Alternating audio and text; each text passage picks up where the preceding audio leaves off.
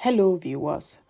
So today I will be showing you how to read and answer the typical questions from driving license theory in Germany. So basically, if you want to learn how to drive and you already register in a driving school, and of course you will get an app where you will be answering this question till you are capable to go and write a theory exam.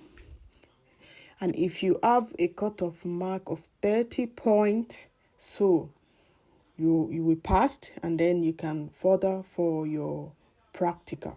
So today, the theory part, I will be sharing it with you in English. So if you request for it in Deutsch, of course, definitely I will do so. But for now, as a beginner, and you are learning your driving theory in English, so this is going to be a great help for you. So if you come across this page and of course you like what you see and you want to see more, make sure you comment and like this video, share with your friends, and of course you're going to enjoy many of our videos that we will be sharing on this page. So the question number 1 out of 20 questions that is possible that you can come across on your theory exam day is, what must you be aware of here? So the question here and the picture indicate what must you be aware. So for example, you already have your driver license and you are traveling from one city to another. It's either you travel by S-Bahn, by Autobahn, it's either you travel by Autobahn or by Landstraße. So Autobahn is possibly like a highway, So this place is an Autobahn, and it can also be Landstraße. So if you're traveling with Landstraße in this situation, what must you be aware of? Number 1 question says, driving across the boundary line of the carriageway is prohibited at all times. Number 2 question says, it is not permitted to stop to the left of the boundary line of the carriageway. And then number 3 question says, slower moving vehicles must use the hard shoulder if possible. So, if possible, out of these 3 questions, only 2 is correct. And the first one is, it is not permissible to stop to the left of the boundary line of the carriageway, 1. And slower moving vehicle must use the hard shoulder if possible. And the number 1 at the top says, driving across the boundary line of the carriageway is prohibited at all time. So the number 1 say at all time, that makes it not correct, because in a situation whereby there is a slower moving vehicle and you are in a very tedious traffic jam, so definitely you can use this prohibited boundary line. This boundary line is usable, but not every time, but in some cases. So slower moving vehicle must use the hard shoulder if possible. So let's try this. Slower moving vehicle must use the hard shoulder if possible. Let's check if what I picked is correct. So it says correct. And what it told me here is, never wait on the left of the lane mark. You would impede or even endanger subsequent vehicles. The side strip is designed for parking, waiting, and slow vehicles. As a slow-moving driver, you must use such a sufficiently wide and well-fastened strip for driving. So in this case, you may drive over the thick solid line with your vehicle representing an official line boundary. So what is the most cases in in this situation, I'm going to explain to you in the next episode. So I'm going to the next question. So the next question says, video question. You can watch the video 5 times. If you watch the video 5 times or skip it, you can't come back and watch it again. So I'm going to click on watch the video and the video will start. So in this case, you are in Autobahn and you merge to overtake the truck at the right, and you notice that there is a car coming with full speed. What should you do? What is the right course of action? I brake but continue the overtaking maneuver. I seize the overtaking maneuver and pull back into the right-hand lane. I quickly continue the overtaking maneuver. So, what is the course of action in this video? Firstly, you remember that you blink to the right to overtake the truck, and you realize that a car is coming on your rear glass. A car is coming behind you with full speed. So, of course, if a car is coming with full speed, it is your right for you to leave the road for the car to go. So, definitely, you need to do what? First, I brake but continue the overtaking maneuver. No, you cannot brake in this case, because if you brake, it can have a collision. I seize the overtaking maneuver and pull back into the right-hand lane. No, I quickly continue the overtaking. So let's try our tick for tat here. So I'm going to pick, I quickly continue the overtaking maneuver. And I seize, no, let me pick, I quickly continue and overtake. So I'm correct. You can see that. So what is the comment on this question and the answer that I picked? While overtaking a truck, you observe a fast approaching car in the rear view mirror. It is too late to complete the overtaking process. Accelerate and complete the overtaking process quickly but safely. Basically, subsequent vehicles do not have priority, even not on the freeway. So, you need to quickly continue the overtaking maneuver. So, in a nutshell, you need to speed up and overtake the both two truck at the left side. So, let's go to the next question. In this picture looked like the first one I made, but in different situation. The question now says, what are you allowed to use the right hand hard shoulder for? What are you allowed to use the right hand hard shoulder for? Driving with slow vehicle. Number 2, overtaking. And then number 3, stopping and parking. So, what are you allowed to use the right hand hard shoulder for? You are allowed to use the right hand shoulder for stopping and parking and driving with slow vehicles. So in this case, if there's a lot of traffic, there's a lot of traffic jam, and in Germany, you need to give way in the middle for emergency. If police is coming with siren or Krankenwagen, so you need to give way for these particular vehicles to go, even though if there is a lot of traffic jam. So that is why you can use the right hand hard shoulder for driving with slow vehicles, stopping and parking. So let's see if I got it right. Wow, correct. I got them right. So What are the comments? The right side trip may be used in the following cases. 1. For holding and parking. 2. For slow-moving vehicles such as mopped or agricultural tractors and machinery. This should use the right side trip to avoid traffic obstructions and traffic jam.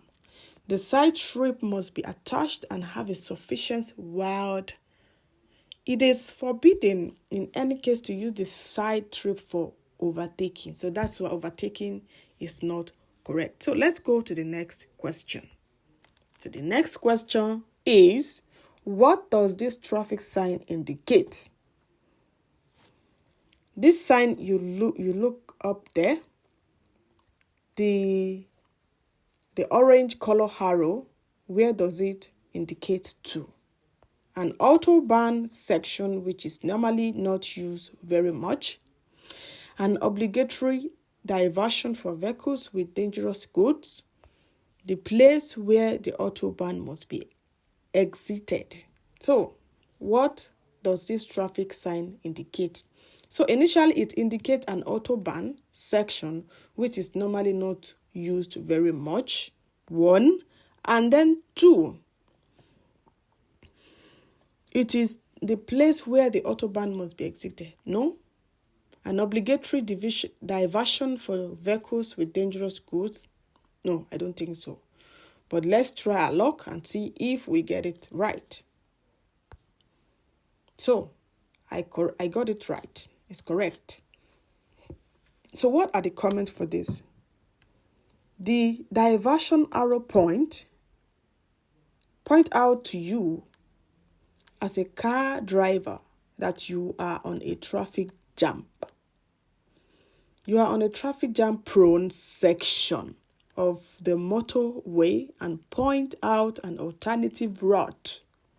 But you are not obliged to follow this. So it's not a must to follow the arrow point. And there's always going to be an alternative route in autobahn section. So let's go to the next question. So the next question is, what can result from driving for a long time at high speed? So this question says, if you are driving on a high speed, for example, you are driving over 100 kilometers per hour, and you feel relaxed and you feel very faster, what are the results for driving long time at high speed? You lose your feel for speed, number 1. 2, you drive too close to vehicles in front. 3, your reactions improve. So, my question to you viewers is, can your reaction improve if you are driving for a long time at high speed? Of course, no. So that number 3 answers is not correct. The number 1 and 2 is correct. That says you lose your feel for speed. You drive too close to vehicles in front. So let's check. That's correct. So what are the comments here? It says the senses have become accustomed to the fast pace and you start to underestimate certain situations. Therefore, drivers often drive at high speed into sharp turns on the freeway exit ramps. The fast and monotonous driving decreases the ability to concentrate and thus the readiness to react. Often the safety distance is neglected and drivers drive too close to the car in front. So this is the result of driving for a long time at a high speed. So let's go to the next question. So the next question is, you have been driving at high speed for some time. What effect can this have? So you have been driving at high speed for some time.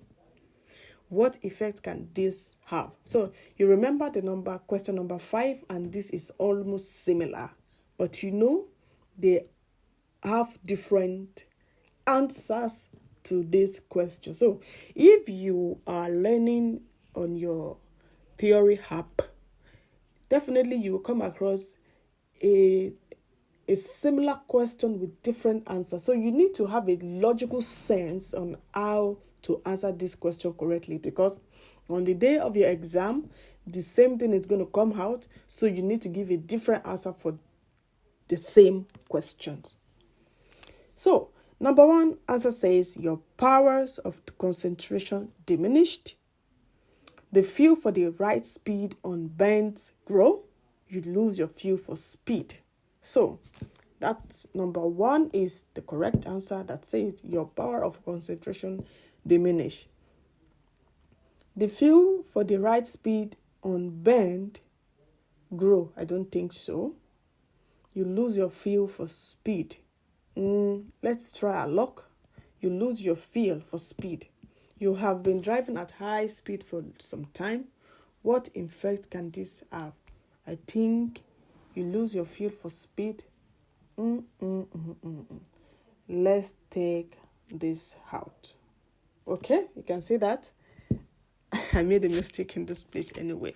So, the correct answer is your powers of concentration diminish. That is number one answer. And the number two answer is you lose your feel for speed, which I already take, but I remove it. So that's my fault. So you have been driving at high speed for some time. What effect can this have? So the effect that it can have is the power of concentration diminish and you lose feel for speed. So what are the comments you get? You quickly get used to high speed and you kind of enter a state of a rush, especially at motorway exit. This can have a fatal impact, so which means it can automatically cause a fatal accident, as your ability to concentrate and your reaction speed quickly decreases. So look at the pedometer again and again. So let's go to the next question. So the next question is a video question. So watch it and concentrate. Now you are on the autobahn driving. This is 3 lane. You are in the middle because the first lane is for truck drivers and the second to the third one is for car. Let me play it again. So in this case, what should you watch out for? Look at your rear mirror. Look at your rear view mirror. The car is coming behind and he overtake you. What should you do? What must you do in this case? Move to the left-hand lane.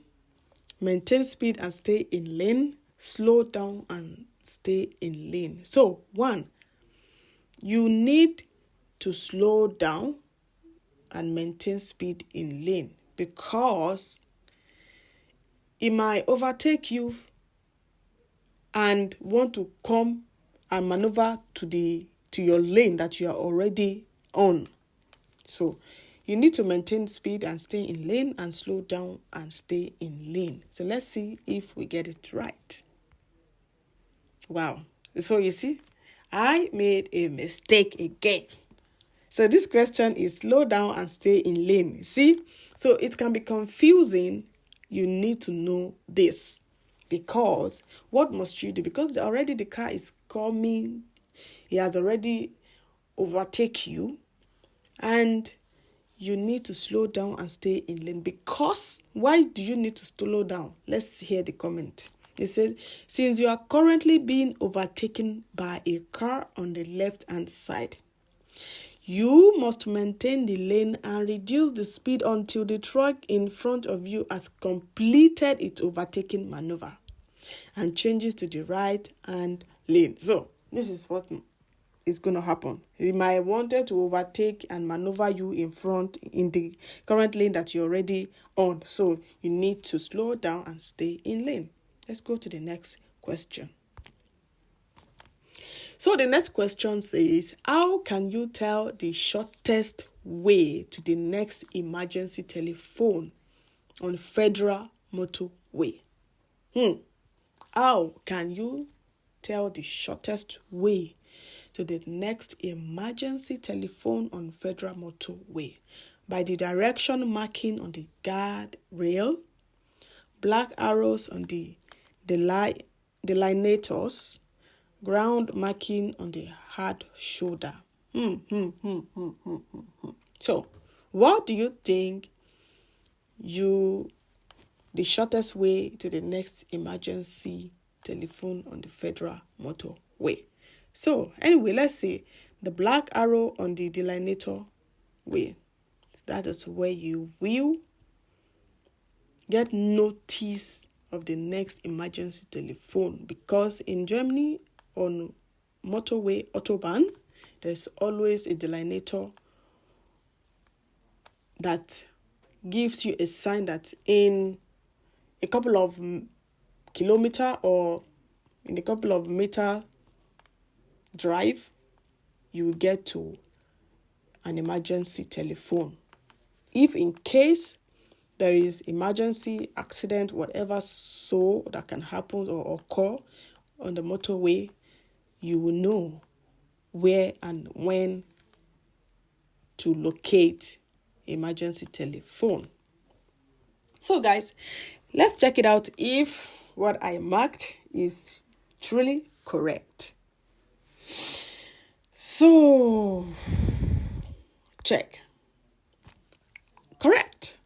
So, you see, I got it right. So, what's the question again? Let me read it out for you. How can you tell the shortest way to the next emergency telephone on Federal Motorway? And the number 1 says direction markings on the guard rail.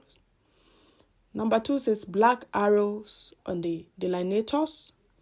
And number 3 says ground markings on the hard shoulder. So, only the number 2 is the correct answer. And the comment for this is, you can recognize the shortest route to the nearest emergency call post using the black arrows direction triangles on the reflector post. They point the way on Federal Motorway. So you will definitely see this when you drive on the motorway, which is Federal Highway. So guys, let's go to the next question. And the next question with this picture, what does this picture say? This picture says you were driving and there is a moped or bicycle. There's a moped in front of you.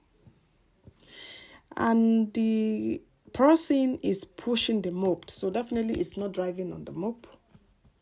And you were coming. What should you do? What do you have to observe in a traffic situation like this one? So, I may cross the central line in order to overtake. I may not cross the central line if this would endanger other traffic. I may cross the center line in order to pass by the obstructions. Okay, so I may cross the center line in order to overtake. That is number 1. I may not pass the central line if this would endanger other traffic. So initially, if you wanted to overtake this person because you can't be following him behind, you need to watch the other side if a car is coming. So if a car is coming, you need to keep moving behind this moped man till the other side is free, that no car is coming.